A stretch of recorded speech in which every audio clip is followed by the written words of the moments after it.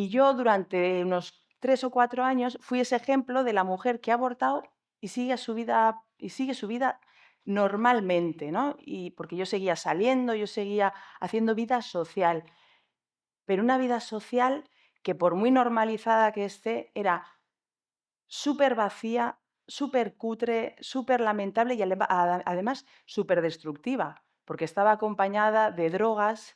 Cuando finalmente mi matrimonio se disolvió, pues otra vez vuelta a la promiscuidad, pero una promiscuidad ya no en busca de ese orgasmus, ¿no? Que es esa promesa cuando vas de Erasmus, de venga, carpe diem, sino ahí ya la promiscuidad la estaba buscando ya para terminar de destrozar lo poco que me quedaba de ilusión con el hombre, el poco impulso que todavía tenía yo de atracción hacia el hombre, por favor, destrozármelo, porque yo con esto ya no puedo más.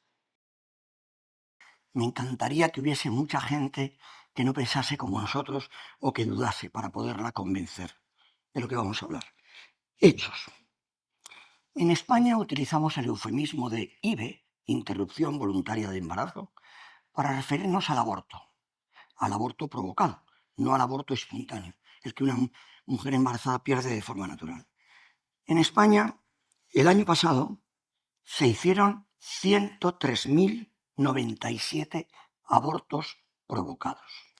103.000 niños que no están aquí con nosotros. Pero eso no es lo peor. Es que en España se vendieron 754.565 pastillas del día de después, que es verdad que muchas no provocan abortos, pero muchas provocan microabortos. Microabortos es una gilipollez. ¿El aborto es aborto o no es aborto? Eso de que, doctor, creo que estoy empezando a tener... No, ya tienes la enfermedad que sea. O sea, no, le llaman microabortos. En realidad es un embarazo cuando se está implantando, pero ya es un aborto.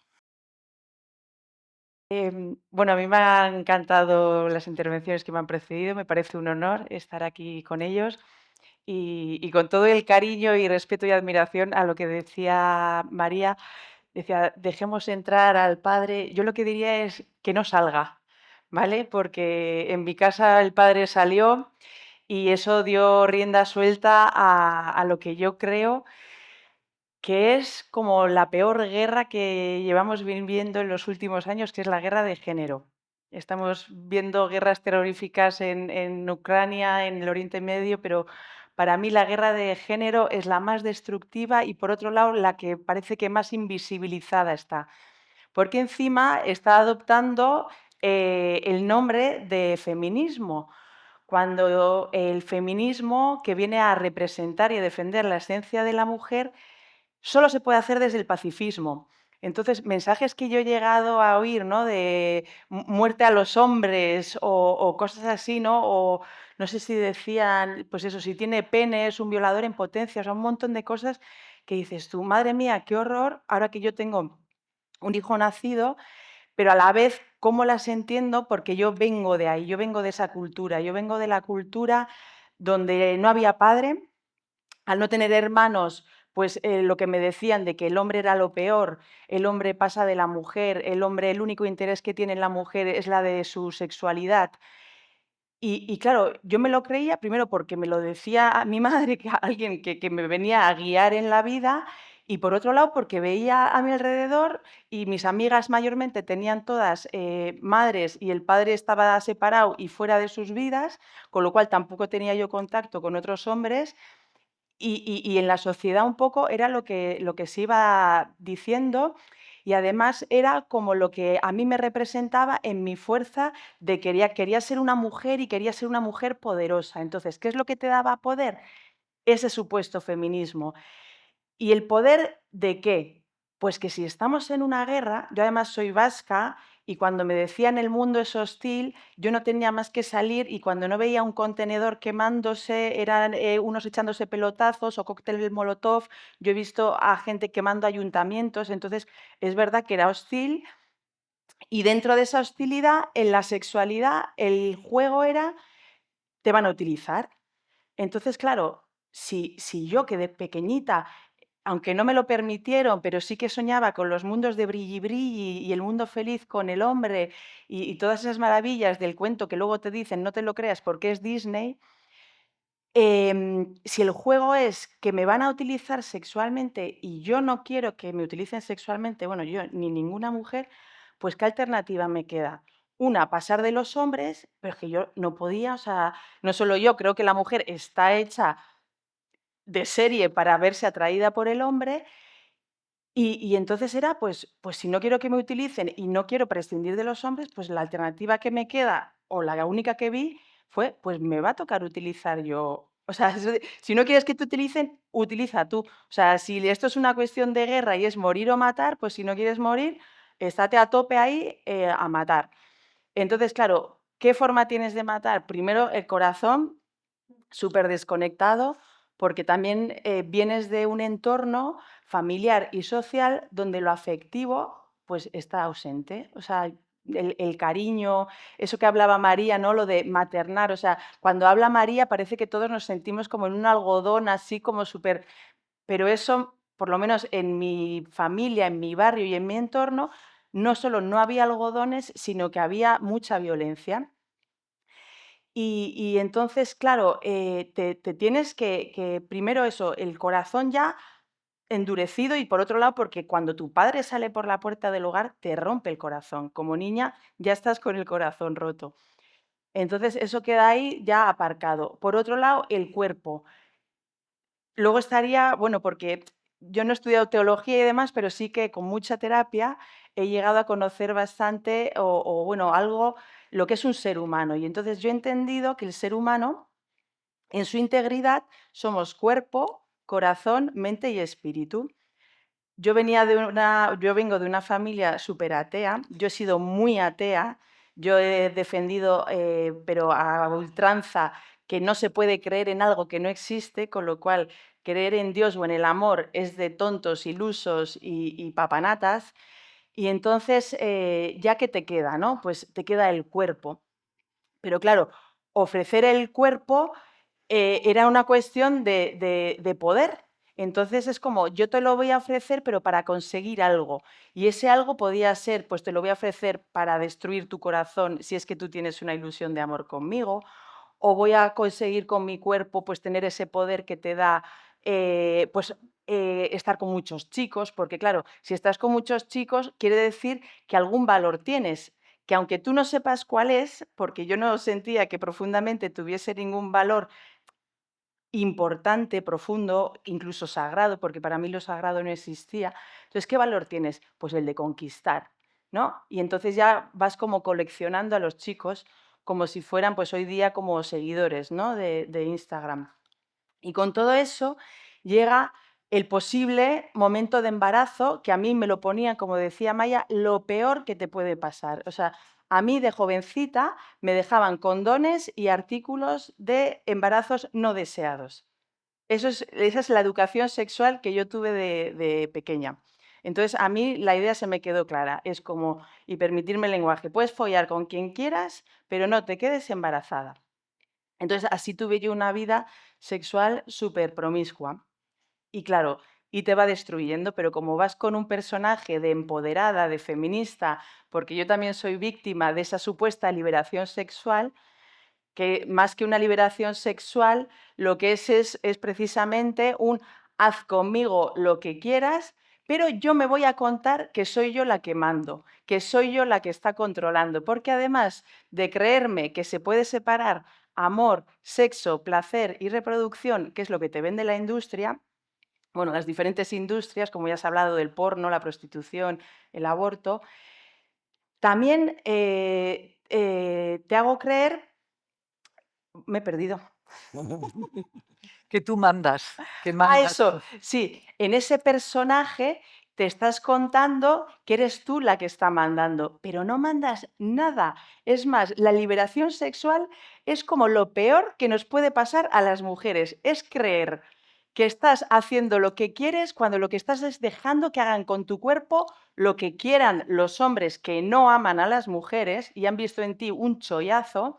Y dentro de eso, en tu personaje de empoderada feminista, te estás contando, y además la sociedad así te lo cree, que estás tú haciendo lo que quieras. Con lo cual, estás teniendo una sexualidad de mierda, súper cutre, súper destructiva, y en el fondo, en el fondo, en el fondo está esa niña que vio salir a su padre de casa buscando en todo eso un poquito de amor, un poquito de que, por favor, que un hombre se fije en mí, pero a la vez los que se fijan los voy a espantar porque yo no creo que el amor sea posible.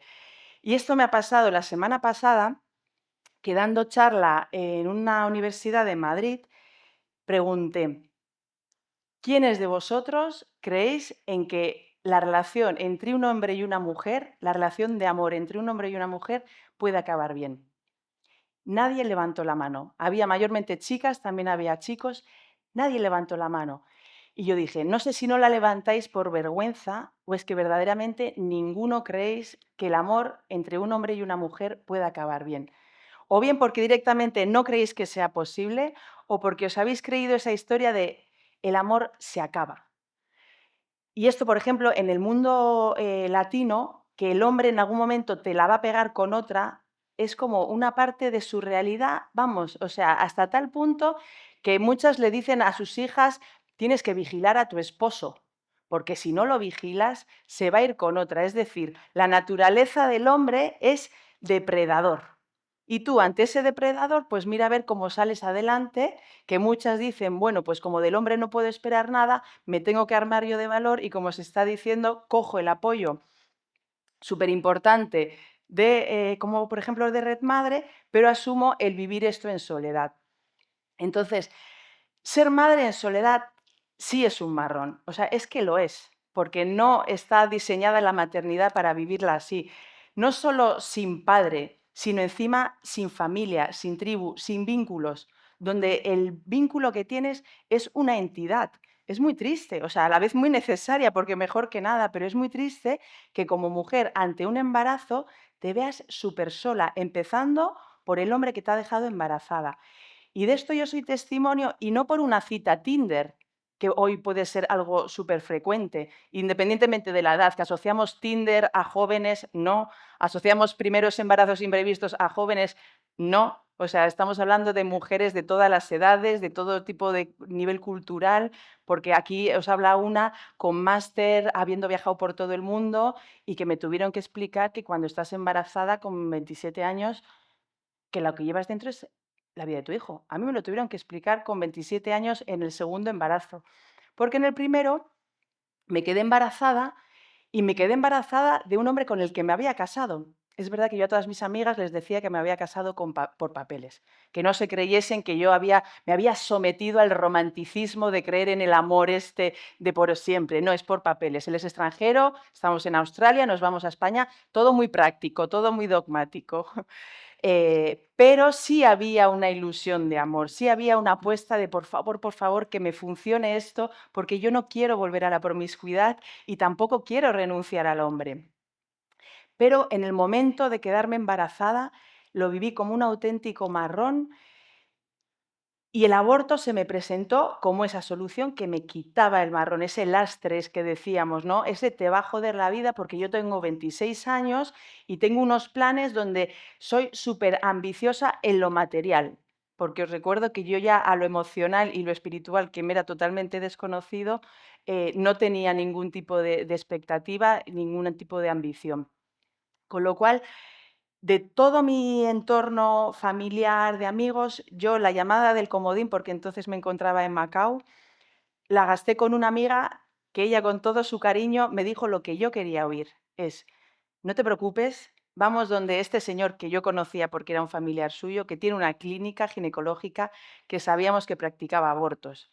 Ni que decir que yo también era víctima de esa idea de nuestro cuerpo, nuestra decisión. O sea, primero, nuestro cuerpo, nuestra decisión en el sexo. Vamos a hacer con nuestro cuerpo lo que nos dé la gana, que es lo vamos a poner al servicio del hombre encima que no ama, pero encima vamos a ir de feministas. Es todo, como veis, como muy perverso, es como un síndrome de Estocolmo súper patológico. Ha mencionado antes Benigno el consumo patológico. Bueno, pues las relaciones patológicas que podemos llegar a tener desde ahí.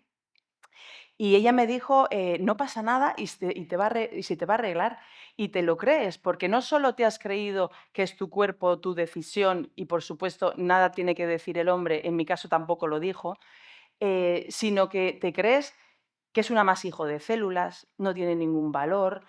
Es verdad que a mí tampoco, nunca me habían dicho lo contrario, tampoco había venido nadie a darme un discurso que me hiciera romper los esquemas de lo contrario.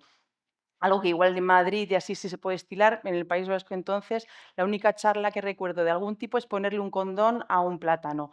Entonces, y esto de jovencita. Con lo cual, te crees lo del amasijo de células, te crees que como te lo hacen en una clínica va a ser seguro, va a ser inocuo. Esto era en el 2008, no había llegado la ley del 2010, con lo cual yo tuve que firmar que si seguía con el embarazo pues iba a tener problemas de salud. Es por donde se colaban todos los que no eran o malformación o violación. Pero a mí nadie me hizo un informe, no me hizo un chequeo. De hecho, a mí me acompañó mi madre, ella me lo pagó. Entonces, claro, ahí te ves cómo al final la soledad, el engaño, la manipulación, efectivamente, te abocan a eso que llaman también muy perversamente interrupción voluntaria del embarazo y que yo he querido rebautizar como intervención violenta del embarazo, porque eso es una IVE. Y ahí, cuando se pone ese concepto de una forma más realista sobre la mesa, intervención violenta del embarazo, se puede entender claramente que no es feminista, que no es inocuo y que es traumático. Y efectivamente es traumático. Y no tienes por qué ser consciente en el momento, porque no tenemos por qué ser conscientes de nuestros traumas. Yo no he sido consciente del trauma que me dejó que mi padre se fuera de casa, aunque cada noche volvía, pero era como si no estuviera. Había ahí un trauma muy, muy, muy profundo que luego me llevó a vivir todo lo demás, una sexualidad traumática y efectivamente una intervención violenta del embarazo muy traumática.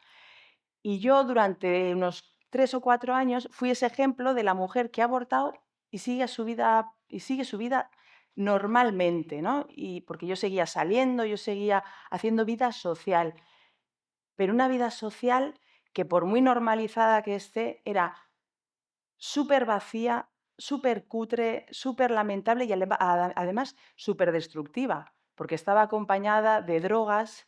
Cuando finalmente mi matrimonio se disolvió, pues otra vez vuelta a la promiscuidad, pero una promiscuidad ya no en busca de ese orgasmus, ¿no? Que es esa promesa cuando vas de Erasmus, de venga, carpe diem, sino ahí ya la promiscuidad la estaba buscando ya para terminar de destrozar lo poco que me quedaba de ilusión con el hombre, el poco impulso que todavía tenía yo de atracción hacia el hombre, por favor, destrozármelo, porque yo con esto ya no puedo más. Eso unido a que, como yo empecé a terapia, y no porque yo fuera consciente de lo traumatizada que estaba, de lo desintegrada que estaba, sino porque el cuerpo al final siempre te da señales y en mi caso desde selectividad tenía episodios de vértigo. Y aunque los médicos me decían que tenía síndrome de Meniere porque era lo que más encajaba en el vademecum y me iban diciendo otras cosas, yo en algún momento vi que eso tenía un componente psicológico. Y entonces, en el 2000, un año más tarde de la IBE, comencé con un terapeuta, Adolfo Herrero de la Escosura, lo nombro porque es el hombre que me ha salvado la vida, es un héroe en la sombra, y con él empecé una terapia primero que salvó mi segundo embarazo, porque al año me volví a quedar embarazada, que es algo que nos ocurre muchísimo a las mujeres que hemos pasado por una intervención violenta, que nos quedamos patológicamente embarazadas también, no porque queramos ser madres, no porque busquemos dar vida, sino porque, primero, no dominamos en nuestra sexualidad, con lo cual el embarazo nos viene como, ¡pup!, como ¿qué ha pasado aquí? Que eso les pasa a muchas, como me he quedado embarazada, como de repente, ¿cómo ha podido pasar? Bueno, pues alguna relación sexual habrás tenido, ¿no? Pero nos viene siempre como, ¡ah! Pero si yo lo tenía todo controlado, si a mí la industria de la anticoncepción me vendió que separaba sexo y reproducción, ¿qué ha pasado aquí? Pues bueno, pues que me volví a quedar embarazada.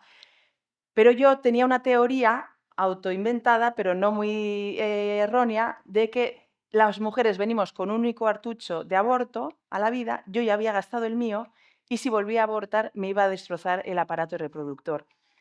Y yo cuando todavía soñaba con las películas de Disney, siempre había tenido ilusión de familia numerosa. Además, siempre hablaba del equipo de básquet, que son 5, pero ahí mi madre y otras personas me venían a decir, ay, qué ilusa, qué ingenua, no tienes ni idea de la realidad, como madre vas a estar sola, ser madre es un marrón, el hombre no va a estar contigo y bla, bla, bla, bla, bla, bla. Entonces, es verdad que se te va quitando esa ilusión. ¿Cómo voy de tiempo? Que corte, ¿no? Vale. Bueno, pues total que cuando me volví a quedar embarazada, como mi esquema mental seguía siendo el mismo, quitando el de esta teoría, pues lo viví como un marrón.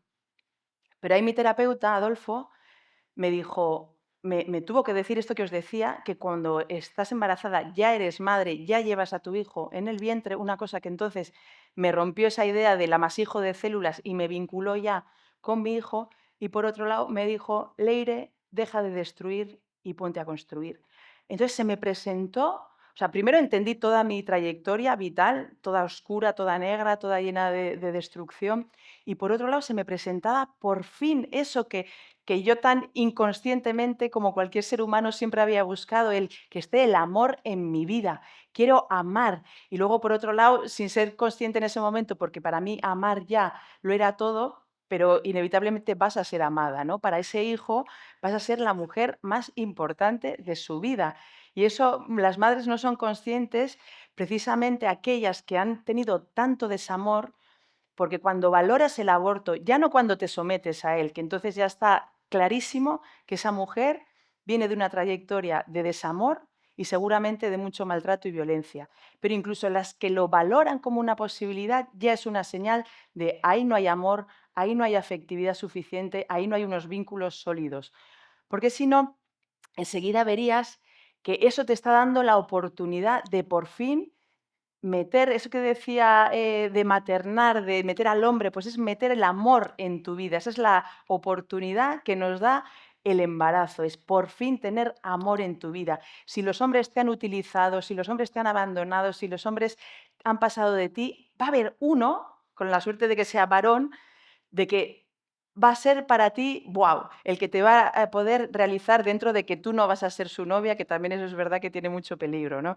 Entonces, bueno, pues ya para cortar, porque al final de cómo se sana el aborto parece que no voy a poder hablar, pero hay vídeos, tenéis, mira, ahora sí el técnico me hace el favor, ya voy a derivar al proyecto, que es donde hablamos de que efectivamente el trauma posaborto existe, pero el trauma posaborto se puede sanar porque yo he hecho un camino y sé cómo hacerlo, sé cómo acompañar a las mujeres a que lo hagan. No es una cuestión ideológica, es una realidad que cuando la mujer se vincula con sus hijos, nacidos o no, puede llegar a encontrar el perdón, la paz, la integridad. Eso es maternar también con hijos no nacidos y desde esa paz pues hay muchas formas de honrarla. Yo la que me ha salido y la que sigo pues es la de crear proyectos para ayudar a otras madres, también padres, como decía él, también hay padres que sufren el trauma posaborto, entonces ya os invito a seguir la asociación, os invito a apoyarnos en lo que sea, por ejemplo, seguirnos, difundir nuestros contenidos y que se oiga la voz del posaborto, que se acabe con esa idea de que el aborto es feminista, es inocuo, es indoloro, es una solución. No es verdad. Todas las mujeres que he acompañado, y son muchísimas, todas al final revelan ese dolor, ese trauma. Y en un aborto después, pronto compartiré el testimonio que en la web ya estaba público, que es el de este papá, que además también pues, viene a mostrar que efectivamente a lo que venimos los seres humanos es a vincularnos con la mujer que amamos, con el hombre que amamos, con los hijos que gestamos y como sociedad pues sí que tenemos yo creo que esa asignatura pendiente de promover las relaciones de amor, promover el vínculo y ese vínculo se puede establecer en lo pequeñito para que efectivamente el vínculo y el amor estén en esa ventana de Overbonton o como sea, pero por favor que esté en esa ventana, tiene que relucir por favor el amor en eso para que haya un futuro en 500 años y no nos hayamos extinguido como seres humanos. Muchas gracias.